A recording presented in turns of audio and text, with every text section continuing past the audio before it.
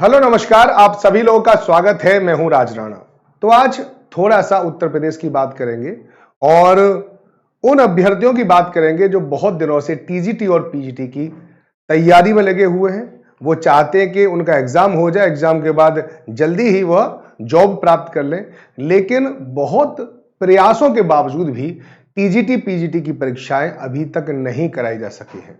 PGT की जो परीक्षा होनी थी उसको भी ये लिखकर कि अपरिहार्य कारणों से स्थगित की जाती है। ये अपरिहार्य कारण क्या है, उसके पीछे कहीं ये तो नहीं है जो आज की न्यूज में कुछ खबरें दे रखी है। तो उसी के संबंध में आज थोड़ी सी बातें करेंगे कि कहां पर क्या लैक हो रहा है, क्यों ये परीक्षा नहीं हो पा रही है, उसके पीछे रीजन को समझने की कोशिश करेंगे। और जो पता है, जो स्टूडेंट पता डीमोटिवेशन के शिकार हो गए, और सही बात भी है, डीमोटिवेशन का शिकार होना भी जरूरी है, क्योंकि जनरली ये स्वाभाविक है डीमोटिवेशन होना कि इतने दिनों में एग्जाम नहीं हो पा रहा है। क्योंकि आदमी एक बार तैयारी करता है, तैयारी करने के बाद क्या करें, ठीक, जब तक, क्योंकि एक ज्यादा से ज्यादा कोई भी प्रक्रिया 6 महीने से ज्यादा नहीं होनी चाहिए। जैसे फॉर्म निकला 6 महीने के अंदर अंदर पेपर हो जाना चाहिए और 1 साल के अंदर उसे ज्वाइनिंग मिल जानी चाहिए। ये एक सही और स्वस्थ प्रक्रिया होती है। लेकिन अगर ये प्रक्रिया फॉलो नहीं की जाती है तो टेंशन और तनाव और अवसाद को बढ़ाने का काम भी करती है। ये बात आप लोगों को ध्यान रखना। और यूपी इस समय पर अवसाद बढ़ाने का काम कर रहा है, ये मैं निश्चित रूप से कह सकता हूं। स्टूडेंट के साथ तो शायद ऐसा ही हो रहा है। ठीक है, वैकेंसी कितनी आएंगी, कब आएंगी, कैसे आएंगी, कितनी आएंगी, टेट होगा कि नहीं होगा यूपी का, ये बहुत सारी ऐसी चीजें हैं। ठीक, 69,000 जो शिक्षक भर्ती आए उनके बारे में क्या चल रहा है, ये इसके बारे में कुछ सूचना नहीं है। ऐसा नहीं इसके बारे में कुछ होगा नहीं, लेकिन अगर पहले से ही सूचित कर दिया जाए अच्छी तरह से तो क्या होगा कि कोई भी स्टूडेंट है वो पता बहुत मेहनत करके पढ़ता है।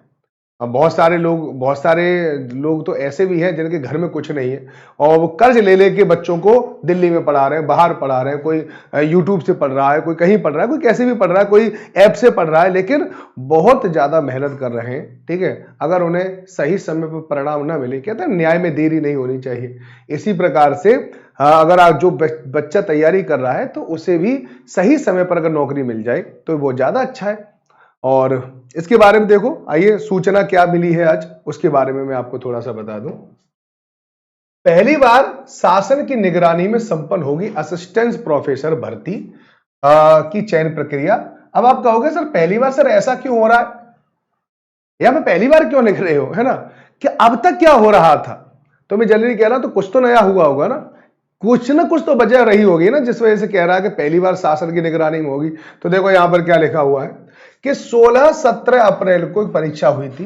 ठीक है, टीम के जिम्मे होगी प्रक्रिया पूरी कराने की जिम्मेदारी। देखो यहां प्रयागराज, उत्तर प्रदेश शिक्षा सेवा चयन आयोग की ओर से 16 से 17 अप्रैल 2025 को हुई असिस्टेंट प्रोफेसर भर्ती की लिखित परीक्षा को लेकर हुए विवादों के बाद चयन प्रक्रिया अब शासन की निगरानी में होगी। ठीक है, यानी उत्तर प्रदेश शिक्षा सेवा चयन आयोग की ओर से जो असिस्टेंट प्रोफेसर की भर्ती हुई थी, ठीक है, वो अब क्या, उसमें चयन प्रक्रिया में विवाद हो गया है ना, विवाद उत्पन्न हुए हैं बहुत सारे।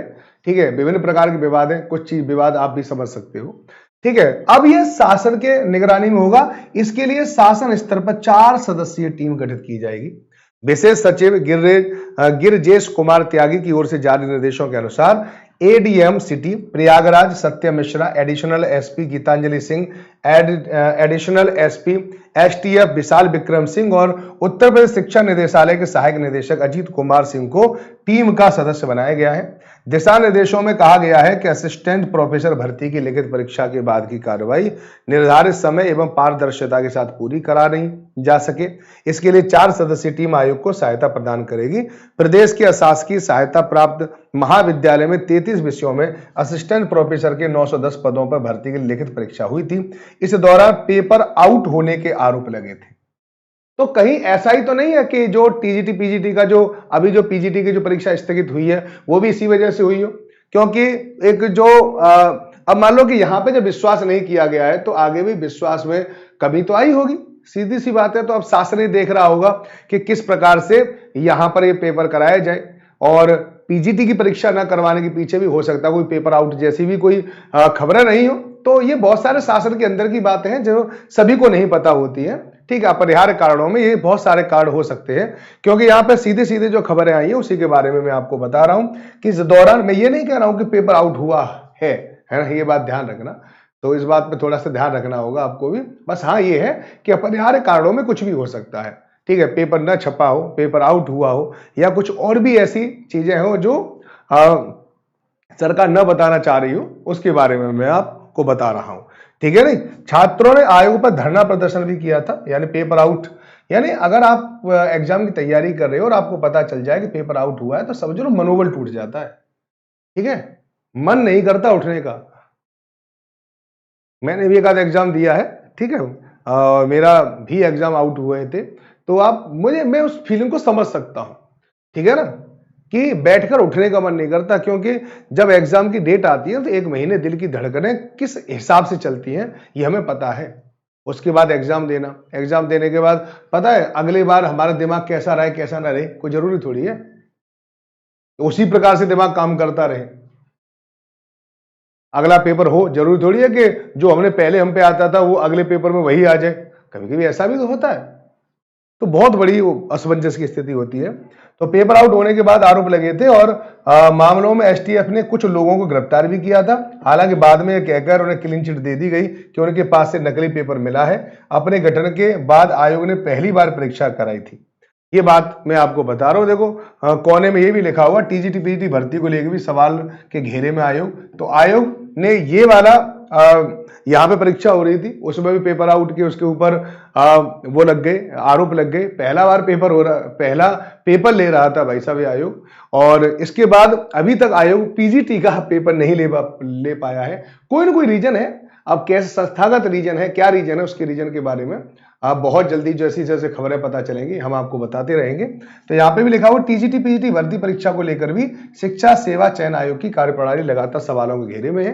पीजीटी परीक्षा 3 बार और टीजीटी परीक्षा 2 बार स्थगित कर दी चुकी है।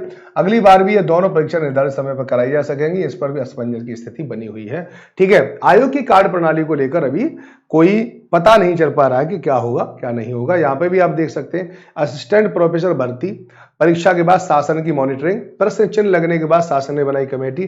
प्रयागराज समेत 6 शहरों में 910 पदों के लिए होगी भर्ती परीक्षा, है ना। तो ये बात आप लोगों को ध्यान रखनी चाहिए। तो अभी जनरली क्या है कि थोड़ा सा अभी और टाइम लगेगा इस पेपर में, जहां तक मुझे लग रहा है ना। ये पूरी की पूरी कार्यप्रणाली चल रही है, तो ऐसा लग रहा है कि अभी टीजीटी पीजीटी का जो एग्जाम है, जो आपकी पीजीटी का एग्जाम है, वो अभी समय लेगा। और क्योंकि जब तक आयोग की कार्यप्रणाली बिल्कुल दुरुस्त नहीं हो जाती है, क्योंकि ये जो परीक्षा भर्ती है बिना किसी उसके होनी चाहिए।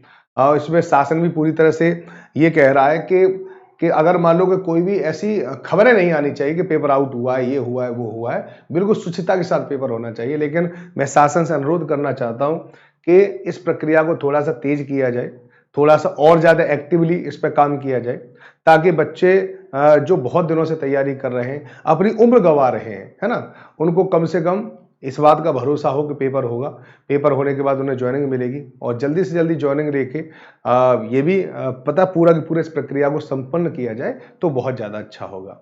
तो हम तो यही प्रार्थना करेंगे कि जल्दी ही पेपर हो जाए, सभी जो पीजीटी वाला जो पेपर स्थगित हुआ वो भी हो जाए, और अन्य जितने भी पेंडिंग पेपर हैं शिक्षक भर्ती के सभी हो जाए, जल्दी हो जाए। तो ऐसी उम्मीद से मैं ये बता रहा हूँ। अगर आप भी इसमें कुछ कहना चाहते हैं तो कमेंट बॉक्स में जरूर लिखें। आपकी क्या राय है इस पर भी लिख सकते हैं। आपकी नज़र में कब तक पेपर हो सकता है ये भी लिख सकते हैं। तो क्या आप इस घटना का पीजीटी के पेपर से कोई इस तरह से कोई ताल्लुक है या नहीं है, उसके बारे में भी नीचे लिख सकते हैं। धन्यवाद।